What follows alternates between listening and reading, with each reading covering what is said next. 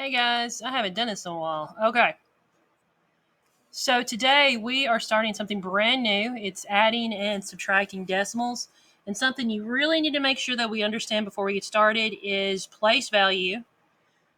And that we need to recall our basic addition and subtraction facts. And then we are going to need to understand the fact that, and we've talked about this before, that adding and subtracting are inverse operations, or they're the opposite of each other. Okay, so let's look at this. You know how to add whole numbers. And how we do that is by adding the value of the digits with the same value. Now, you'll add decimals the same way. Take a look at this problem. Sabrina and Christy are running in a relay. Sabrina runs 100 meters in 13.25 seconds, or 13 and 2500 seconds. And Christy then runs the same distance in 12.2 seconds, or 12 and 2 tenths of a second. What is their total time? Right? Let's look at the first question. First question says, about how many seconds did the girls run together? When you hear the word about, that means you're going to estimate. So let's look at this.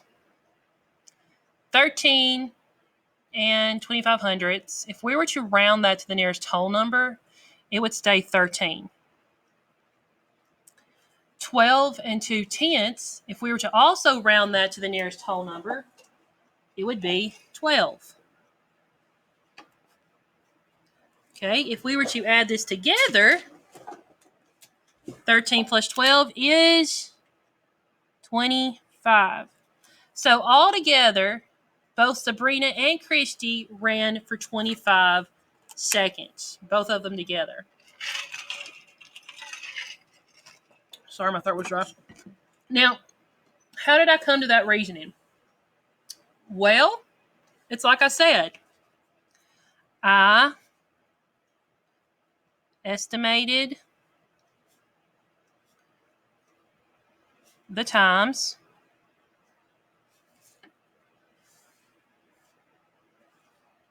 And right here in parentheses, I'll maybe put like Sabrina was 13 seconds. And Christy was 12 seconds.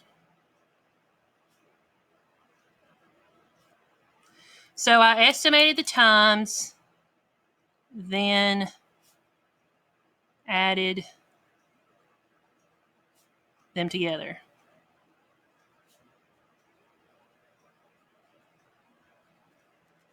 Okay, that's all you did. We just estimated the time and put them together. Okay, if you think about Sabrina's time, remember Sabrina, she was my first one. She ran the 100 meters in 13 and 2500 seconds. So if we were to put that in expanded form, how many tens are in 13? There's only one 10. It's like right here. There's one 10 in 13. How many ones are there? There's 3 of them. How many tenths? There's 2 of them. How many hundredths? There's 5 of them. Okay, you know how to do this. You know how to do this right here, okay? It's place value, guys. So let's do Christy's time the same way. So I'm going to go ahead and do this. Okay, we have a tens, plus we have ones, plus tenths. Now, I'm not going to write hundredths because Christy's time was 12.2, or 12 and 2 tenths. So I don't need to do hundredths. So, wait, this is singular, I'm sorry. So, if I have 12 and 2 tenths, how many tens are there? There's 1. How many 1s are there? What's in the 1s place? The 2. And then what's in the 10s place? Another 2. Okay? So letter C. Combine Sabrina and Christy's time. Okay? How many 10s are there? Okay, I have 1 10 and then 2 10s. So we have a total of 2. 1 plus 1 is 2. You see how I got that right here? I just added the 10s together. Then, like, how many 1s? I'm just going to add all the 1s together. And then I will add the 10ths together. So how many 10s? How many 1s do I have? 3 plus 2 is 5. How many 10s do I have? 10ths. 2 plus 2 is 4. And the hundreds are all by themselves, which is 5.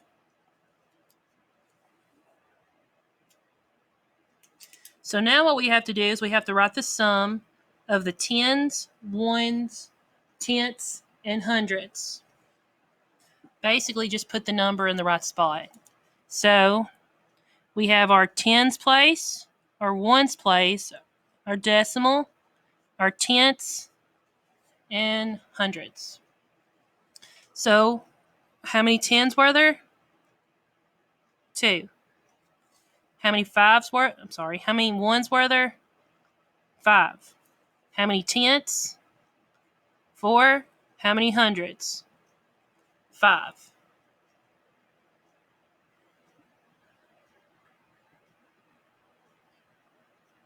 Okay. Letter E. How does the sum compare to your estimate?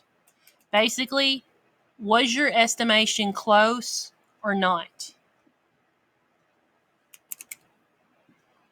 The actual sum is close. 25.45 is really close to 25. It's less than halfway.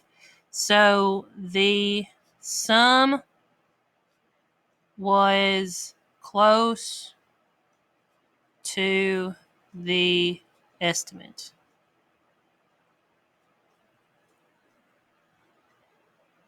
The next question, it says, is your answer reasonable? Yes. And that's all I'm going to put.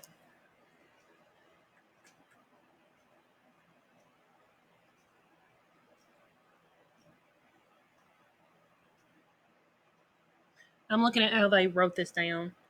You add the values in each place value, then add the partial sums to find.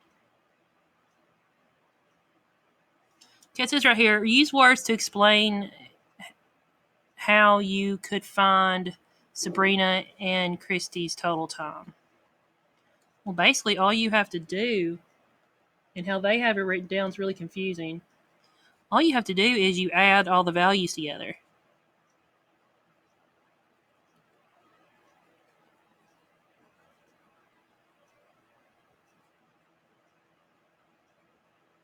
You add all the values together and drop your decimal. Drop your decimal down.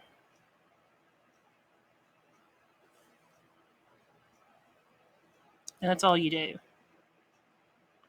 You add all the values together and drop the decimal down. And honestly, I think they're telling you how to do this in a way that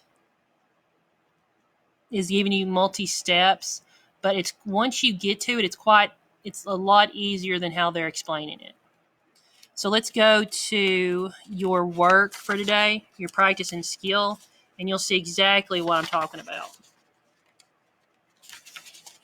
Okay, so we are doing some addition, decimal addition, to the tenths place.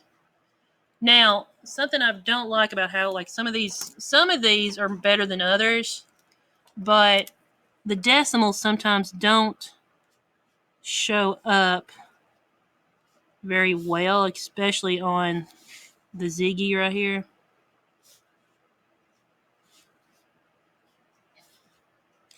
Okay, just like I would do on my normal remote when I did this, I'm going to start you off, but you're going to end it, okay? So, usually when I do this right here, each thing gets its own little box if you want to. But normally when we do addition, you always want to put the big number on top. It's just an easier way to do it, but we're just going to roll with it, okay? When you add or subtract a decimal, your decimal stays in the same exact spot. So when I say drop the decimal, you are literally just dropping the decimal down. You're not moving it to a new position. It lines up right where it is, and it stays there. It does not move, okay? So that's where my decimal is going to stay. So let's go ahead. Now all we have to do is add. 2 plus 7 is 9. That decimal stays there.